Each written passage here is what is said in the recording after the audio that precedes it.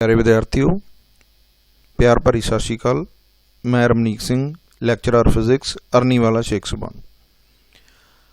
बेटे, last time जिहड़ा असीं आर्टिकल कीता उहदे विच असीं ड्रिफ्ट वेलोसिटी दा मोस्ट इंपॉर्टेंट आर्टिकल है जिहड़ा असीं ड्राइव कीता सी ते उस आर्टिकल दे विच जिहड़ा असीं रिलेशन कैलकुलेट कीता सी वी डी ड्रिफ्ट वेलोसिटी वास्ते, वो अपने कोल की small E capital E by M into tau magnitude दे विच, वैसे अगे नैगेटिव साइन सी अपने कोल। ठीक है जी, ये रिलेशन है जिहड़ा असीं कैलकुलेट कीता सीगा। E is the charge on the electron, capital E is the electric field, M is the mass of electron, tau अपने कोल की सी एवरेज रिलैक्सेशन टाइम। ठीक है जी, उम्मीद करदा हां जिहड़े आर्टिकल मैं तुहानूं पा रहा तुहानूं पसंद आ रहे होणगे, तुसीं देख रहे होवोगे। So please share, like and subscribe so that वध तो वध जिहड़े अपने बच्चे जिन्हां नूं इन्हां दी लोड़ है लॉकडाउन दे विच उन्हां तक जिहड़े पहुँच सकन। ठीक है जी, लो अज दा जिहड़ा अपना आर्टिकल है बेटे आपां शुरू करदे हां। जिहड़ा अज दा अपना आर्टिकल है वो आपां कैलकुलेट करना ड्रिफ्ट वेलोसिटी असीं कैलकुलेट कर ली सी। अज असीं कैलकुलेट करना relation between the current and the drift velocity. Relation between the current and the drift velocity.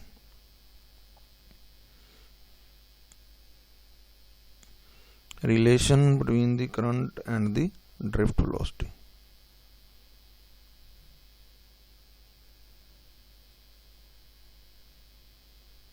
Relation between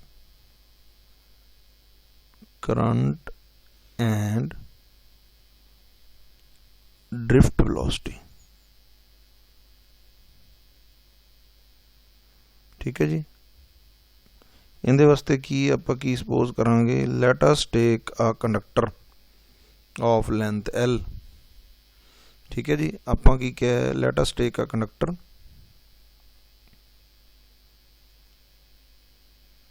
एक आपां कंडक्टर ले लिया जिंदी लेंथ अपने कोल एल है। ए है जिहड़ा उहदा एरिया ऑफ क्रॉस सैक्शन है। ठीक है जी, ए उहदा अपने कोल की है area of cross section. Length अपने कोल कितनी है L. External electric field is applied, positive negative positive negative. ठीक है जी, इत्थे पॉजिटिव चार्ज, इधर अपने कोले negative charge. Due to the external electric field the electrons starts drifting toward the positive terminal. ठीक है जी, पॉजिटिव टर्मिनल वाल जिहड़े इलैक्ट्रॉन है वो अपने कोल की करना शुरू कर देणगे, ड्रिफ्ट करना शुरू कर देणगे with velocity V D. Clear होया कि नहीं होया जी? ठीक है जी, इलैक्ट्रॉन्स स्टार्ट्स ड्रिफ्टिंग। वैसे जिहड़ा कन्वेंशनल करंट आपां बनावांगे वो अपना होगा पॉजिटिव टू नैगेटिव। आपां इन जनरल गल कर रहे हैं भी इहदे विच जिहड़े इलैक्ट्रॉन है वो अपने कोल की करना शुरू करता, उन्होंने ड्रिफ्ट करना शुरू करता from the negative terminal to the positive terminal. ठीक है जी, under the effect of the externally applied potential difference. ठीक है जी, आपां असम्पशनस ले लीए कुछ। लेट अस टेक एल अपने कोले की है लेंथ ऑफ कंडक्टर।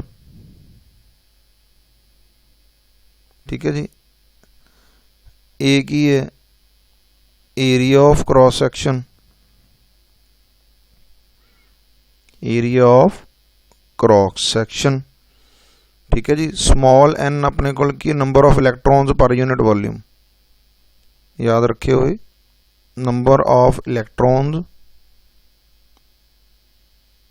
पर unit volume of conductor. Conductor दे यूनिट वॉल्यूम दे विच किन्ने इलैक्ट्रॉन्स हन, गिनती एन, स्मॉल एन आपां लैके चले। ठीक है जी, ई अपने कोल की है एक्सटर्नली अप्लाइड इलैक्ट्रिक फील्ड या potential difference applied across the ends of a conductor. ठीक है जी, हुण we know that due to the effect of the externally applied electric field या potential difference current starts flowing through the conductor. Current की करूगा अपने को starts flowing and is given by I is equal to Q by T. जे आप D Q by D T लेने, but in general असी गल करिए तो करंट की डेफिनेशन की हैगी I is equal to Q by T. If we want to calculate the relation between the drift velocity and the current, ठीक है जी, then we have to calculate the value of Q and then T. So कहने का मतलब ये है भी पहला आप किंदी वैल्यू कैलकुलेट करांगे क्यू दी, फिर असी वैल्यू किंदी कैलकुलेट करांगे टी दी, फिर इस रिलेशन दे विच असी उन्हां नूं की करांगे पुट करांगे। ठीक है जी। नाउ टोटल नंबर ऑफ इलैक्ट्रॉन्स जे आपां नूं पता लग जाए भी इस कंडक्टर दे विच किन्ने है, तो एक इलैक्ट्रॉन के चार्ज नाल आपां मल्टीप्लाई करके टोटल चार्ज है जिहड़ा असी कैलकुलेट कर सकते हैं। ठीक है जी। कहने का मतलब ये है भी जिहड़ा टोटल चार्ज है ऑन कंडक्टर है, जे असीं पता करना होवे भी किन्ना है, तो सानू की चाहिए, आपां नूं चाहिए total number of electrons in conductor. ठीक है जी। मल्टीप्लाई इहनूं किहदे नाल कर दईए, चार्ज ऑन एन इलैक्ट्रॉन, जिन्हों आप ई कह देंगे। कहने मतलब साडा मकसद सिर्फ टोटल नंबर ऑफ इलैक्ट्रॉन है जोड़े वो कैलकुलेट करना है। ठीक है जी। इस चीज़ को आप कैलकुलेट करने के लिए टोटल नंबर ऑफ इलैक्ट्रॉन किवें कड्डांगे, तो वी नो दैट इहदी वैल्यू जो असीं कैलकुलेट करनी है टोटल नंबर की, तो जे सानू ये चीज़ दिती हुई है एन अपने कोल की सी number of electron per unit volume, n अपने कोल की number of electron per unit volume, भी यूनिट वॉल्यूम दे विच किन्ने इलैक्ट्रॉन है, जे इहनूं मल्टीप्लाई कर दईए टोटल वॉल्यूम नाल ए एल। देखो बेटे एरिया अपने कोल की हुंदा लंबाई गुणा चौड़ाई नाल आपां एक थर्ड डायमेंशन ऐड करता एरिया इनटू लेंथ, इहदा मतलब लंबाई गुणा चौड़ाई गुणा ऊंचाई, तो ये अपने कोल की हो जाऊगा volume. N is the number of electron per unit volume, A L is the total volume. कहने का मतलब जे एक किला 1 रुपए का तो 10 किले किन्ने दे होणगे मल्टीप्लाई बाय 10, अद्धा किला किन्ने दा होगा मल्टीप्लाई बाय हाफ, 12 किले किन्ने होणगे मल्टीप्लाई बाय 12। कहने का मतलब जेकर सानू यूनिटरी मैथड के अकॉर्डिंगली यूनिट की वैल्यू पता लग जे तो जिंदी मर्जी वैल्यू कैलकुलेट पता कर लो। आपां ये अज्यूम किया होया भी एन अपने कोल की है number of electrons per unit volume, unit volume दे विच अपने कोले एन इलैक्ट्रॉन हैगे है, तो सारे वॉल्यूम दे विच किन्ने होणगे, सारे वॉल्यूम नाल मल्टीप्लाई कर दो एन इंटू ए एल। ठीक है जी। एन इंटू ए एल अपने कोल की हो गया टोटल नंबर ऑफ इलैक्ट्रॉन इन्ने कंडक्टर ते, चार्ज कितना अपने कोले ई, चार्ज होने सिंगल इलैक्ट्रॉन कितना ई, इहदा मतलब सारी चीज़ हुण साडे कोल की आ गई टोटल चार्ज होने कंडक्टर। ये साडे कोल की बन गया बेटे total charge on a conductor. ठीक है जी। इनू याद रखने का तरीका की है, Q is equal to n A L e. देखो बेटे साइंस दे विच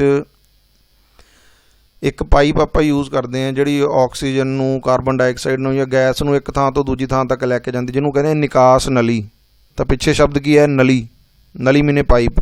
सो इत्थे इहदा मतलब चार्ज असीं याद रख लेना एन ए एल ई, ये अपने कोल बन गया ना नली। ठीक है जी। सो टोटल चार्ज हमेशा याद रखना भी वो अपने कोल की हुंदा है शॉर्ट फॉर्म दे विच, आपां जे इहनूं किसी चीज़ दे नाल लिंक करके याद रखांगे तो सानूं वधिया याद रहेगा एन ए एल ई। ठीक है जी। इहदा मतलब असीं क्यू दी वैल्यू है जिहड़ी वो कैलकुलेट कर ली है। हुण सिर्फ सानूं किहदी वैल्यू चाहिदी है, सानूं वैल्यू चाहिदी है टी दी, N A L E.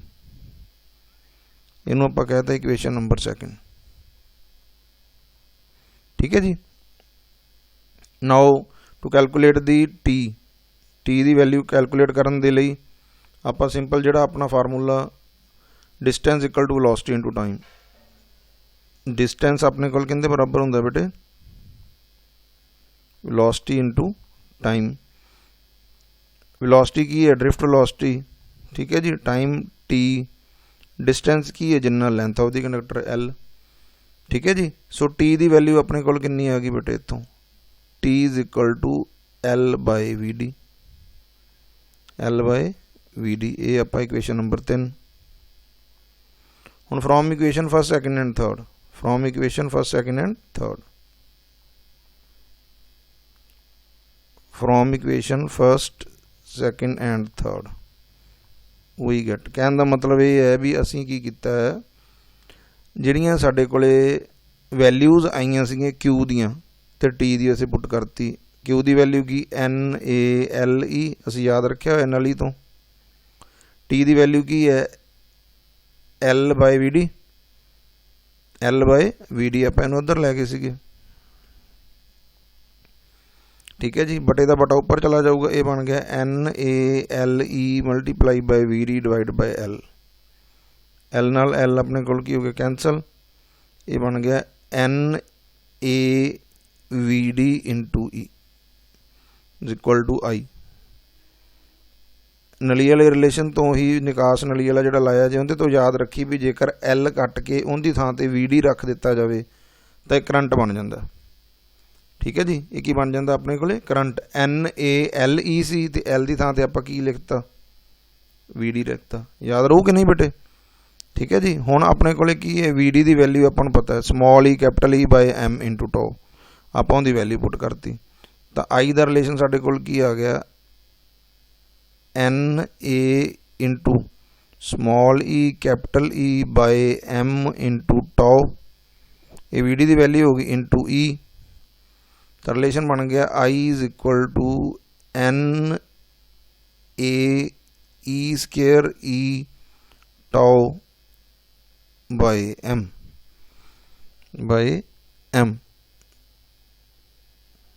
NaE square E by M into tau, ठीक है बेटे। ये जमा रिलेशन जोड़ा असीं कैलकुलेट किया। This is the relation of the current,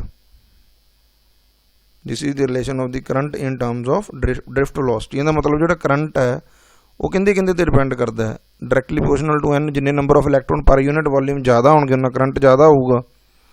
I is directly proportional to A, जिन्ना एरिया ऑफ क्रॉस सैक्शन ज़्यादा होगा, ठीक है जी। I is directly proportional to E, जिन्नी एक्सटर्नली अप्लाइड इलैक्ट्रिक फील्ड ज़्यादा होगी, ठीक है जी।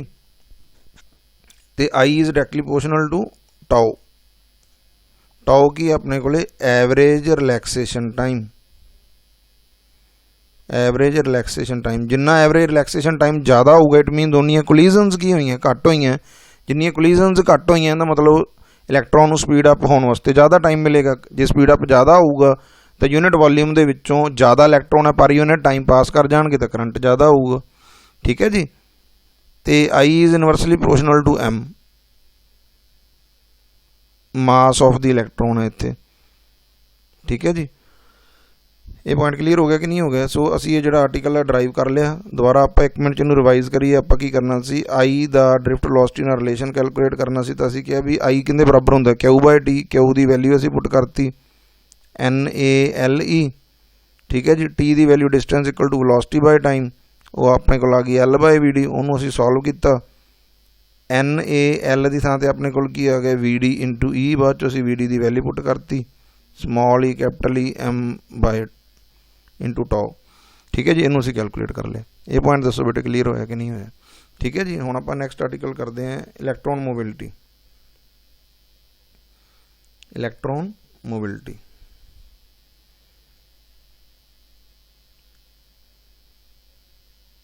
इलैक्ट्रॉन मोबिलिटी देखो बेटे, इलैक्ट्रॉन मोबिलिटी का मतलब की है? मोबिलिटी का मतलब मूव करना।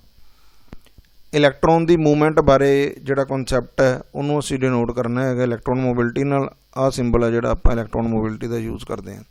पहला आप इनू रिफ्रैक्टिव इंडैक्स कहते होंदे सीगे ऑप्टिक्स दे विच, ठीक है जी। ये अपने कोल की है देखो बेटे, इलैक्ट्रॉन मोबिलिटी जो असीं पहला मैथेमैटिकल लिखीए फिर उत्थों वेख के डेफिनेशन लिख लांगे। तो फार्मूला की है VD/E।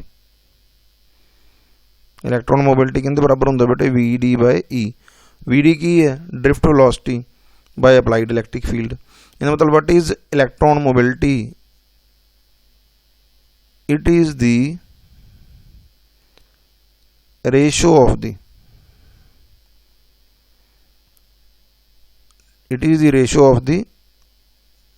drift velocity acquired by electrons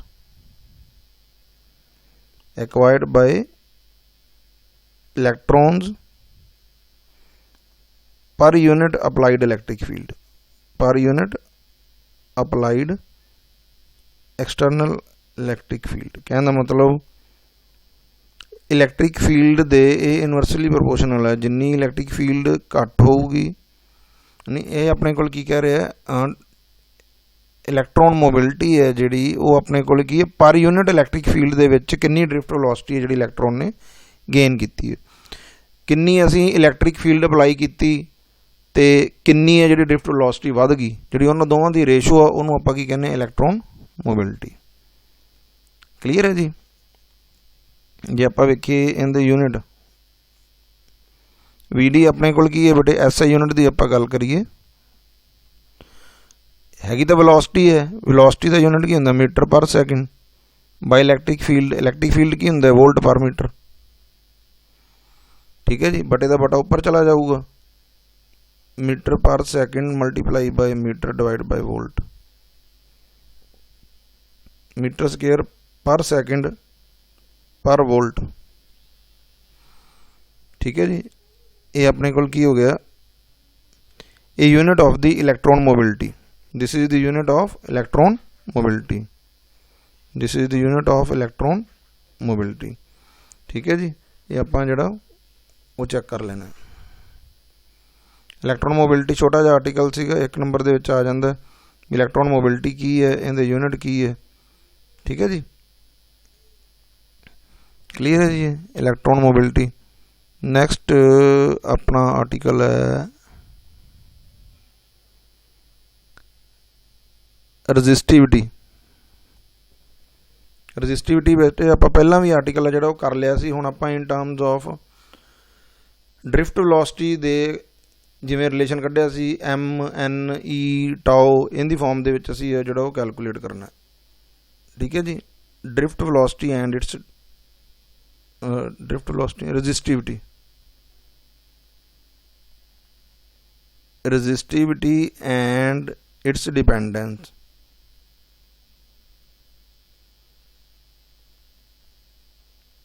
भी जी रजिस्टिविटी है वो किहड़े फैक्टर पर डिपेंड करती है, तो इनका रिलेशन है जो असीं किवें ड्राइव करांगे। देखो बेटे आपां पहलां एक आर्टिकल कीता सी भी R is directly proportional to L, R is inversely proportional to area of cross section. इनू कंबाइन करके आपां कीता सी R is directly proportional to L by A, directly proportional का साइन हटा के आपां लाया सी रो L बाय A। इस रो नूं आपां की किया सीगा रजिस्टिविटी। ये पॉइंट क्लीयर होया कि नहीं है? इनू आपां कहा सी रजिस्टिविटी। हुण आपां ड्रिफ्ट वेलोसिटी की वैल्यू कैलकुलेट पुट करके जिहड़ी इनू कैलकुलेशन करनी है। ठीक है जी, उस तरह नाल आपां कहा let us take a conductor. ठीक है जी, E is the externally applied electric field, A is the area of the cross section, L is the length. ठीक है जी, सारे डायग्राम है जिहड़े आपां आलमोस्ट यही बनाने हैं। ठीक है जी,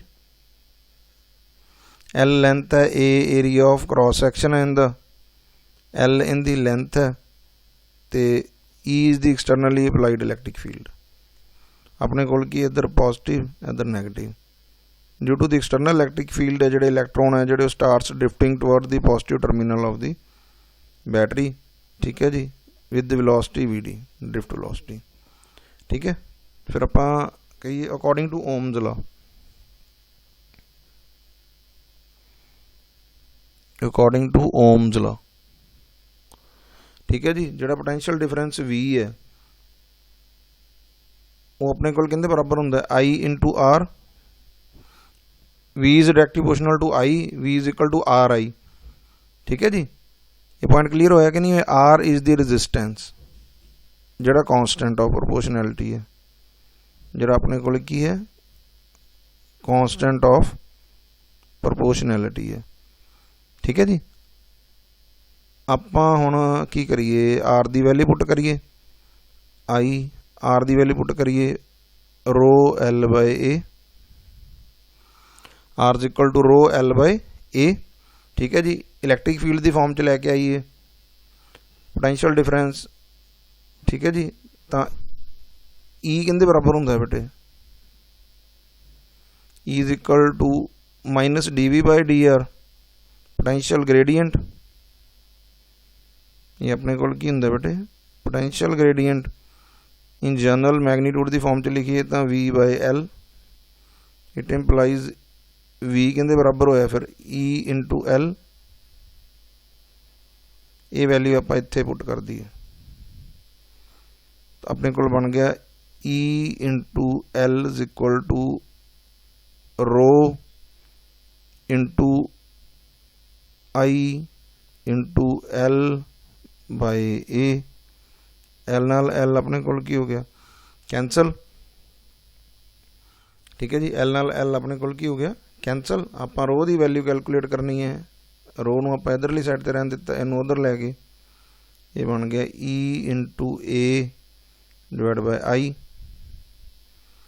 ठीक है जी, I की वैल्यू आप हुणे कैलकुलेट करके हटे हैं। I अपने को कहते बराबर हुंदा बेटे I is equal to NaLe। Charge सीगा L की थां ते VD लिख दीए तो वैल्यू आ गई। सारी वैल्यू याद रखने की बजाय इत्थे आपां VD की वैल्यू दोबारा भर देंगे। सो रो अपने को कहते बराबर बन गया बेटे E/A डिवाइड बाय NaVD/E। ठीक है जी, A नाल A अपने को की हो गया कैंसल। सो रो अपने को की बन गया E divide by N into VD की value small e capital E by M into tau. ठीक है जी, E की वैल्यू आप उवें दी उवें लिखती। E नाल E अपने को की हो गया बेटे कैंसल। E नाल E अपने को की हो गया बेटे कैंसल। सो रो की वैल्यू अपने को कितनी आ गई बेटे M ऊपर चला गया, ये बन गया M/N E² into tau. M/N E² into tau ये रिलेशन है जो ड्रिफ्ट वेलोसिटी का अपने को रजिस्टिविटी का जो रिलेशन है निकल आया। मैं इनू किवें याद करता हूँ बेटे, मान लो रमनीक लिखना हो तो आप लिखेंगे RAMNEK। ठीक है जी, तो मैं रजिस्टिविटी की फॉर्म च लिखना हो rho is equal to RA cut देना मैं विचों MNEEK। इनू टाउ मैं कह देना कि मैनू इस तरह नाल याद रखा हुआ, तुसीं भी याद रख सकते हो भी जी रजिस्टिविटी वो कहते बराबर होंगी है MNEE टाउ नूं लिख के कह दीदा के।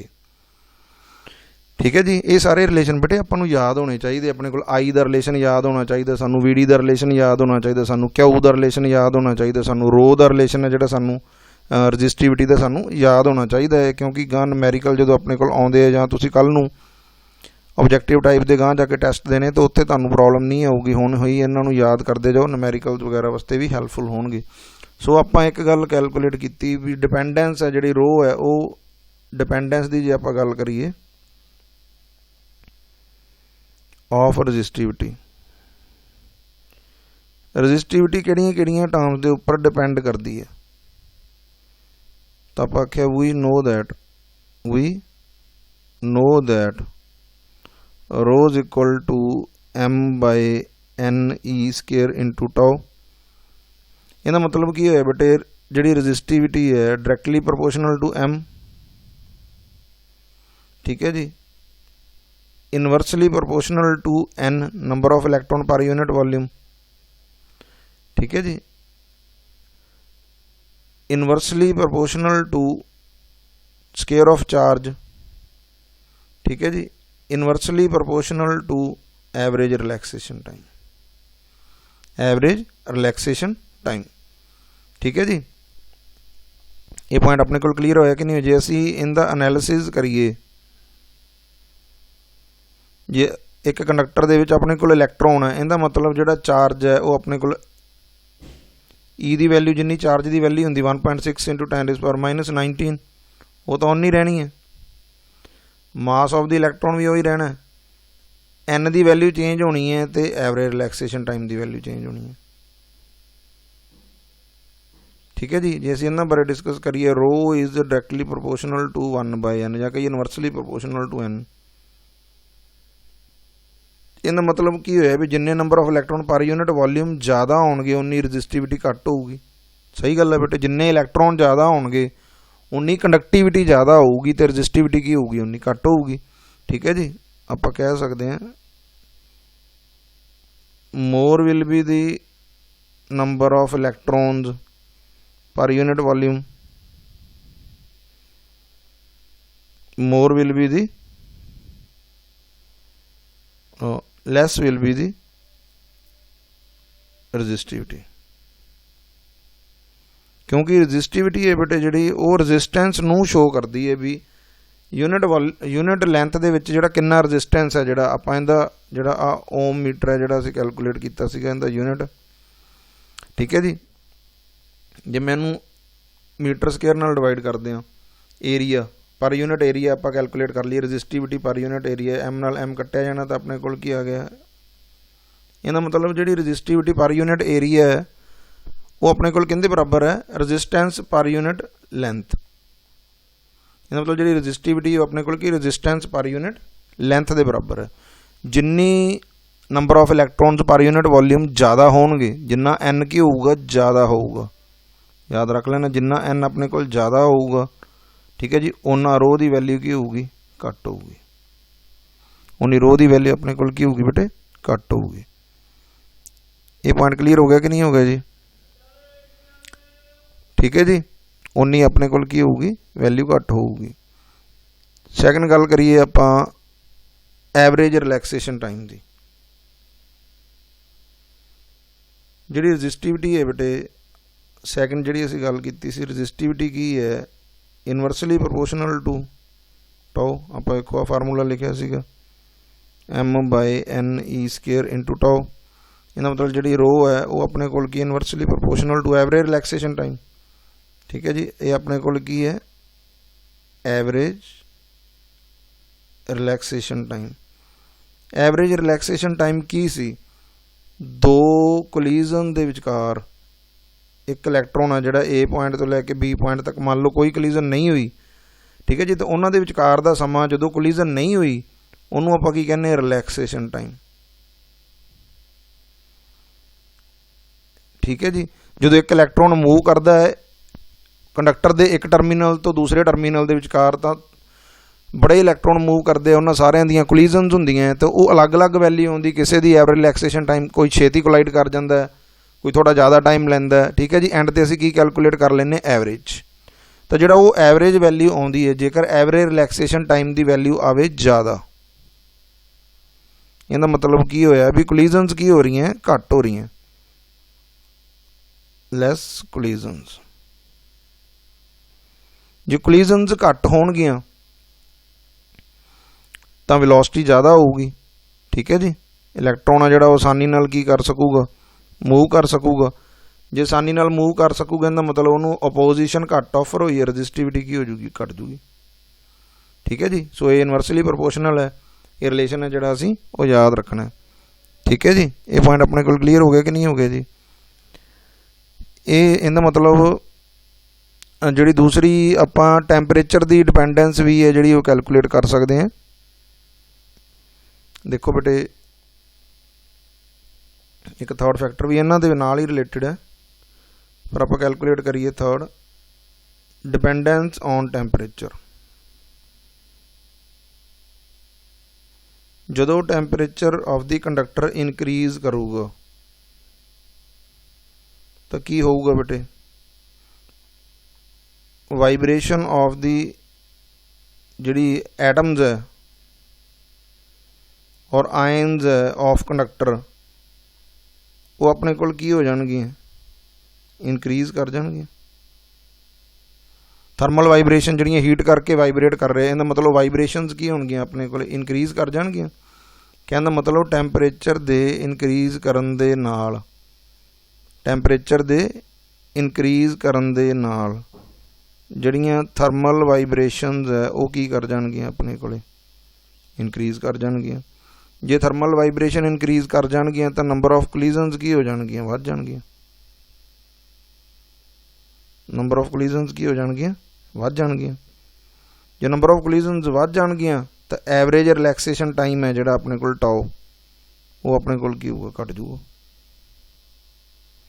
ਜੇ ਐਵਰੇਜ ਰਿਲੈਕਸੇਸ਼ਨ ਟਾਈਮ ਘਟ ਜੂਗਾ ਤਾਂ ਇਨਵਰਸਲੀ ਪ੍ਰਪੋਰਸ਼ਨਲ ਹੈ ਰੈਜ਼ਿਸਟਿਵਿਟੀ ਨਾਲ, ਤਾਂ ਰੈਜ਼ਿਸਟਿਵਿਟੀ ਕੀ ਹੋਊਗੀ, ਵੱਧ ਜੂਗੀ। ਰੈਜ਼ਿਸਟਿਵਿਟੀ ਕੀ ਹੋਊਗੀ, ਵੱਧ ਜੂਗੀ। ਜੇ ਸਾਰੇ ਫੈਕਟਰ ਵਿੱਚੋਂ ਕੱਢ ਸਿੱਧਾ ਕਹੀਏ ਵੀ ਟਾਈਮ ਦੇ ਇਨਕਰੀਜ਼, ਟੈਂਪਰੇਚਰ ਦੇ ਇਨਕਰੀਜ਼ ਕਰਨ ਦੇ ਨਾਲ ਰੈਜ਼ਿਸਟਿਵਿਟੀ ਵੀ ਕੀ ਕਰਦੀ ਹੈ, ਇਨਕਰੀਜ਼ ਕਰਦੀ ਹੈ। ਇਹ ਰਿਲੇਸ਼ਨ ਹੈ ਜਿਹੜਾ ਅਸੀਂ ਯਾਦ ਰੱਖ ਲੈਣਾ। ਇਹ 3 ਫੈਕਟਰ ਹੈ ਜਿਹੜੇ ਆਪਣੇ ਕੋਲ, ਠੀਕ ਹੈ। 4 ਮਾਰਕਸ ਦੇ ਵਿੱਚ ਕੁਐਸਚਨ ਆਪਣੇ ਕੋਲ ਆ ਜਾਂਦਾ ਵੀ ਰੈਜ਼ਿਸਟਿਵਿਟੀ ਕੀ ਹੈ, ਇਹਦਾ ਰਿਲੇਸ਼ਨ ਡਰਾਈਵ ਕਰੋ ਤੇ also calculate the dependence of it on the different factors. ਠੀਕ ਹੈ ਜੀ, ਇਹ ਅਸੀਂ ਕੈਲਕੂਲੇਟ ਕਰ ਲੈਣਾ। ਉਮੀਦ ਕਰਦਾ ਵੀ ਇਹ ਪੁਆਇੰਟ ਹੈ ਜਿਹੜੇ ਤੁਹਾਨੂੰ ਕਲੀਅਰ ਹੋ ਗਏ ਹੋਣਗੇ। ਠੀਕ ਹੈ ਜੀ, ਇਹਨਾਂ ਨੂੰ ਬੇਟੇ ਫਾਇਦਾ ਤਾਂ ਹੀ ਹੈ ਮੇਰੇ ਕਰਵਾਏ ਦਾ ਜੇ ਤੁਸੀਂ ਇਹਨਾਂ ਨੂੰ ਦੇਖੋ। ਠੀਕ ਹੈ ਜੀ, ਇਹਨਾਂ ਨੂੰ ਰਿਵਾਈਜ਼ ਕਰੋ। ਸੋ ਪਲੀਜ਼ ਇਹਨਾਂ ਆਰਟੀਕਲ ਨੂੰ ਲੋਕਡਾਊਨ ਦੇ ਸਮੇਂ ਦੇ ਵਿੱਚ ਫੰਡਾਮੈਂਟਲੀ ਸਟਰੋਂਗ ਹੋ। ਠੀਕ ਹੈ ਜੀ, ਵੱਧ ਤੋਂ ਵੱਧ ਆਰਟੀਕਲ ਨੂੰ ਡਰਾਈਵ ਕਰਕੇ ਦੇਖੋ, ਇਹ ਰਿਲੇਸ਼ਨ ਨੂੰ ਸੋਲਵ ਕਰਕੇ ਦੇਖੋ। ਠੀਕ ਹੈ ਜੀ, thanks and have a nice day.